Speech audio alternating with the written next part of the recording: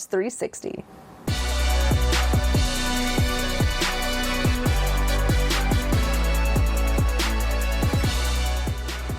Where this thing started, only fitting it's where it ends. How NASCAR gets an absolute dream scenario this Saturday at Daytona. By the way, did you hear this? I worked to put that deal together for Brady and Gronk to come to the Raiders. And it was almost a done deal. Dude, can you imagine? Seriously, can you imagine the tuck rule and then that? Raiders almost beat Tom. Raiders almost had Tom. Thankfully, he is not in Vegas. For the last 11 days, he wasn't even in Tampa. Due to personal things was the main reason for his extended excused absence away from the team. Don't know any of the specifics. Don't know if he's going to tell us or not. 12 yet to address the media. As to when he will has also become a mystery in itself. Do know he's on the practice field today. Looked pretty good by all accounts. Did come back, though, to a different roster than when he left. Got a hole at left guard now with Aaron Stinney being out for the year with that ACL and MCL injury. Tristan Wirfs, that star right tackle after a strong rookie season, he's now day-to-day with an oblique injury. Mike Evans, Chris Godwin were on the field. They're still not 100% from their injuries. Let's just take a breath. It's not about what you don't have out there. It's about who you have, and it was a well-timed return from 12. Anytime you have all your guys back, you feel good, you know, especially after the injury bug has hit lately. So we're happy to have him back. He's been great. You know, he's been great. Same thing, same as when he left. He's been fine.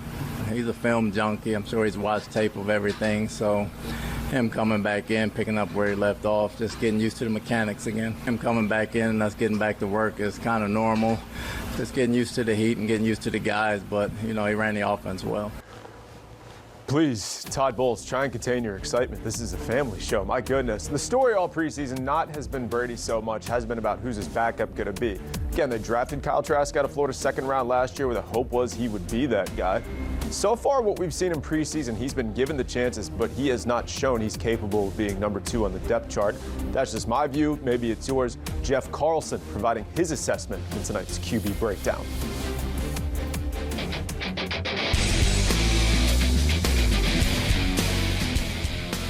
Somewhere during the broadcast of the game against the Tennessee Titans, it was brought up that maybe Kyle Trask could be moving into the number 2 slot. And I want to tell you that that is not a possibility. And the reason is because there's still too much bad and ugly. There is good, but there's way too much bad and ugly. So I want to go through all 3 from last night's game. And they came in a bunch. And the fact is, I mean, there's just no offense being put up. So it's consistency. But here's the good. This is Kyle Trask at his best. Steps up in the pocket. This is a big-time throw for any quarterback in the NFL right now today.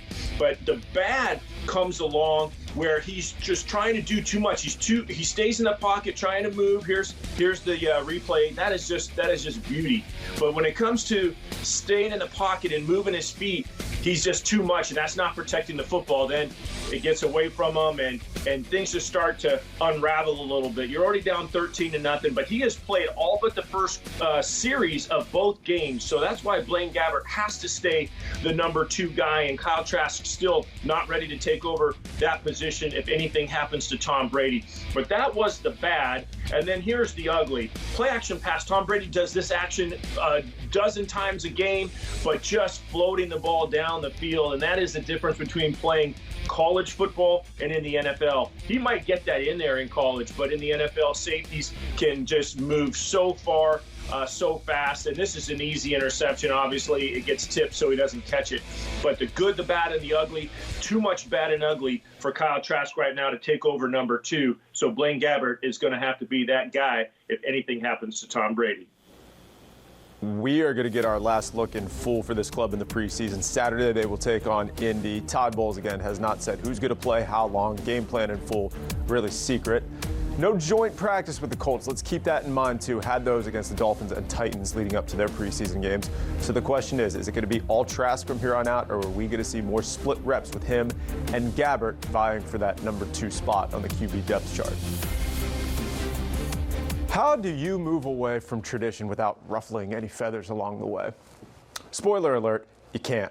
We knew not everyone was going to be cool with that decision to move the Coke Zero Sugar 400 from the 4th of July weekend, where it always was, to late August.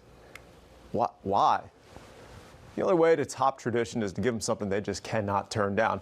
I dare you to say no to this dream scenario that's on display this weekend at Daytona. They're going to bookend the regular season at the World Center of Racing. Sign me up, but if you want me to keep going, I will. Let's reiterate the stakes for Saturday's race. Again, top 16 drivers in NASCAR qualify for the playoffs.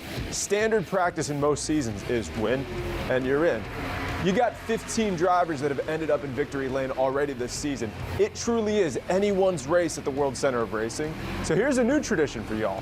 How about we just give you the highest stakes possible in late August? You nailed it. There's 16 spots, and we've got 15 drivers locked in.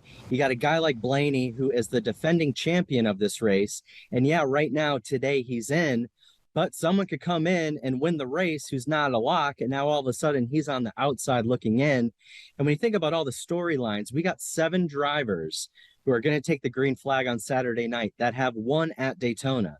So they know how to close. Every lap is going to matter, man. Frank Kelleher, great track president, elite with collar stays, magnets, that's his secret. As you said, already 15 winners this season.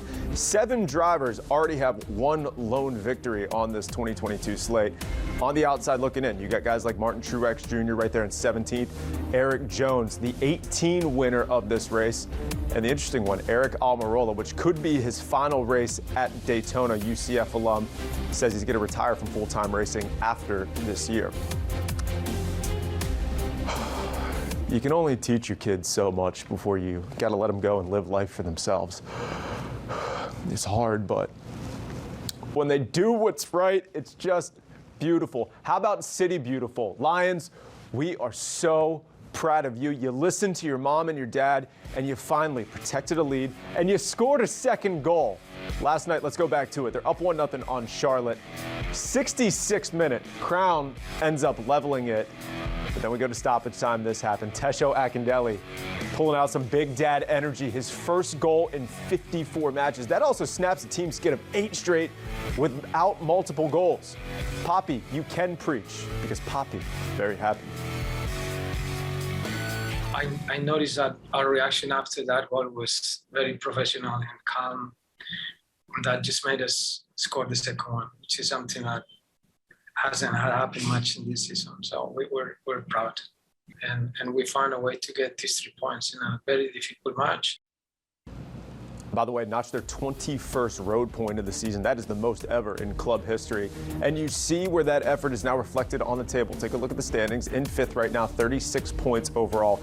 You see that gap with how much they have to work to get into that top 4. 8 matches left. 5 of those are going to be at Exploria Stadium. I don't know if that's good or bad. We'll probably dig into that at a later date. The next one, Sunday at the Palace against NYCFC. Remember, seeds 2 through 4 in the first round will host playoff games. Also a reminder, we only ask the hard questions on this show.